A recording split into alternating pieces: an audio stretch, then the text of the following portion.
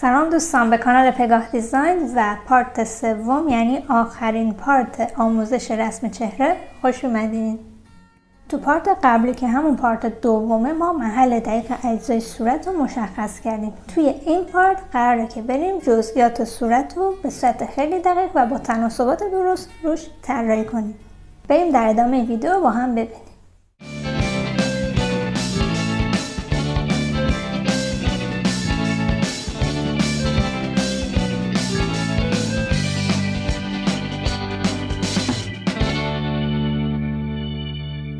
اگه به طراحی لباس و دنیای مد علاقه دارین میتونید با زدن دکمه سابسکرایب عضو کانال من بشین و همچنین زنگوله رو بزنید تا از ویدیوهای بعدی مطلع بشین. خب بریم سراغ ادامه درسمون.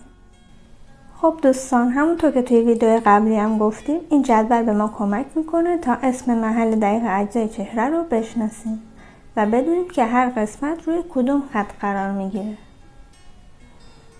اولین و مهمترین بخش صورت یعنی چشم ها که بقیه اجزای چهره هم با اون در ارتباط هستن رو میخوایم طراحی کنیم. همونطور که تو تصویر میبینین محل چشم ها روی خط 5 و 6 قرار داره. حالا برای اینکه بتونیم چشم ها رو بکشیم باید نکته خیلی مهم رو رعایت کنیم. اونم اینه که بین چشم ها به اندازه یک چشم فاصله است. یعنی اگه من بخوام چشم ها رو طراحی کنم باید به اندازه یک چشم بین چشمم فاصله بذارم. اگه این اصول رو رعایت کنید میتونید هر مدل چشمی رو خیلی راحت و اصولی طراحی کنید. بعد از رسم چشم ها میریم که قسمت پلکا رو طراحی کنیم. باید این نکته رو بدونید که پلکا اندازه‌شون برابر با پهنای چشمه. یعنی پهنای چشم هر چقدر باشه به موازی اون پلکا رو ما رسم کنیم.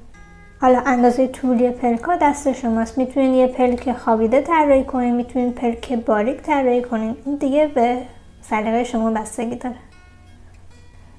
بعد از اینکه پلکا رو رسم کردیم حالا میخوایم بریم قسمت ابرو رو طراحی کنیم. برای رسم ابروها میتونیم از گوشه چشم یا یک کمی اونورتر از گوشه بینی شروع کنیم. بس این مدل ابروتون داره. ادامه بدیم و قد ابرو رو کمی بلندتر از پهنای چشم علامت بزنیم. همونطور که توی تصویر میبینید با وصل کردن یه خط مورب از گوشه چشما به خط ابرو میتونید نوک ابروها رو پیدا کنید. ولی مواظب باشید که این اندازه نه زیاد پهن و نه زیاد باریک بشه. بعد از اینکه ابروهامون رو طراحی کردیم حالا میخوایم قسمت بینی رو رسم کنیم. نکته مهم برای رسم بینی اینه که بدونیم پهنای بینی برابر با پهنای یک چشمه. همونطور که توی تصویر میبینید قد بینی از خط 6 تا روی خط 3 ادامه پیدا میکنه. یعنی از تقریبا از گوشه چشما تا روی خط 3. برای طراحی بینی اول باید پره های بینی و قسمت نوک و پایین بینی رو مشخص کنیم. بعد از اینکه این قسمت رو طراحی کردیم حالا میریم قسمت حجمدار بینی رو هم علامت میزنیم.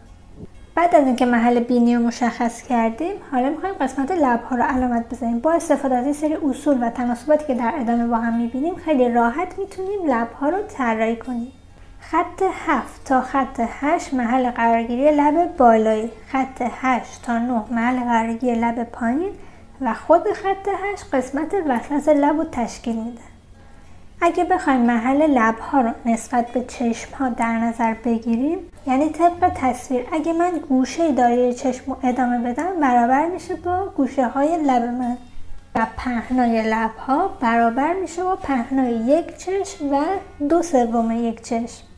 توی تصویر میتونید جزئیات رو ببینید. بعد از اینکه تناسبات و اصول رو یاد گرفتیم حالا میایم لب‌ها رو طراحی میکنیم. حالا میخوایم قسمت گوش‌ها رو طراحی کنیم. طول گوش ها از خط 2 شروع میشه و تا خط 3 ادامه پیدا میکنه. یعنی قد گوش ها برابر میشه با قد بینی. و اگه بخوایم قد گوش هامون رو با واحد چشم بسنجیم طبق تصویر باید بگیم که قد یک گوش برابر میشه با پهنای 2 تا چشم. یعنی اگه من پهنای 2 تا چشمم رو کنار هم قرار بدم یک گوش کامل رو تشکیل میده. بعد از اینکه این تناسبات رو یاد گرفتیم گوشامون رو رسم میکنیم و میریم سراغ طراحی قسمت بعدی. قسمت بعدی که میخوایم طراحی کنیم محل قرارگیری گونه هاست. برای این کار میایم از گوشه های چشم شروع میکنیم، یعنی از اون نقاط قرمز رنگی که توی تصویر مشخص شده و این نقاط رو تا روی خط 9 عمود میکنیم. بعد میایم تقاطع این خط با خط 7 که همون خط بالای لبه به صورت یه نقطه علامت میزنیم.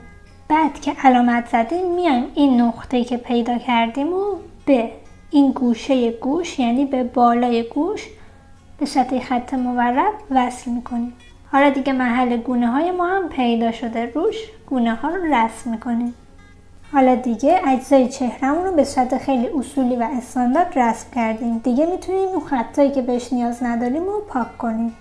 بعد از اینکه اجزای صورت رو به صورت خیلی اصولی دونه دونه روی صورتمون رسم کردیم، حالا دیگه میتونیم بخش مو یا قسمت‌های بیشتری رو هم به صورتمون اضافه کنیم. بعد از اینکه اجزای صورتمون رو خیلی اصولی و با تناسبات درست رسم کردیم، حالا دیگه میتونیم اون رو با سلیقه خودمون رنگش کنیم که من توی تصویر بهتون نشون دادم. خب دوستان، پارت سوم ویدیو ما هم به پایان رسید. ممنون که تا آخر ویدیو با من همراه بودین. امیدوارم که لذت برده باشین و یه مطلب جدید رو هم آموخته باشین. اگر از این ویدیو خوشتون اومد میتونین لایک کنین، دکمه سابسکرایب رو فشار بدین و برای مطلع شدن از ویدیوهای بعدی میتونین زنگوله رو به صدا در بیارین.